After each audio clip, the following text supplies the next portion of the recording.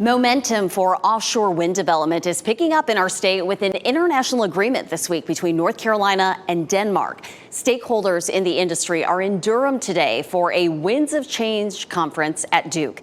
WRAL climate change reporter Liz McLaughlin has been following the conversation.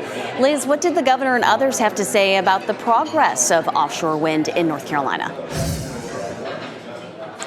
Well, Renee, the state faces a number of challenges, from infrastructure investment to port development. You can see it's pretty crowded here. The one-day conference here at Duke just broke for lunch, but it's a chance for utilities, for energy developers, for stakeholders and government officials to gather and talk about the practical realities of and the potential environmental impact of this industry here. North Carolina Governor Roy Cooper spoke this morning, emphasizing the potential economic impact of this industry and highlighting North Carolina's ambitious clean energy goals as one of the first states in the Southeast to put carbon reduction requirements into law in 2021. Now, North Carolina aims to get 2.4 gigawatts of power from offshore wind energy by 2030. That's a tight timeline. Duke Energy, one of the leases of those 3 sites under development off the North Carolina coast, says it'll be at least 10 years before those turbines are in the water and operational.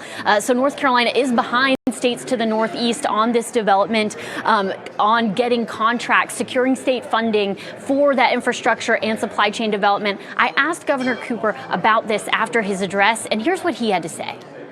I mean, we were successful getting this carbon reduction legislation through the General Assembly because of the economics of all of this. And so I think that we can catch up because we have a natural area to get this done. And we also have the great workforce and the business climate that's going to attract a lot of investment here.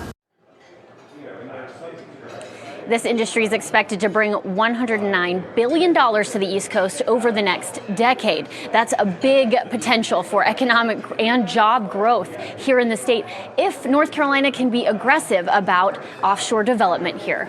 Live in Durham, I'm Liz McLaughlin. Renee, back to you. A lot to ponder as we look for other energy options here in North Carolina. Liz McLaughlin, thank you.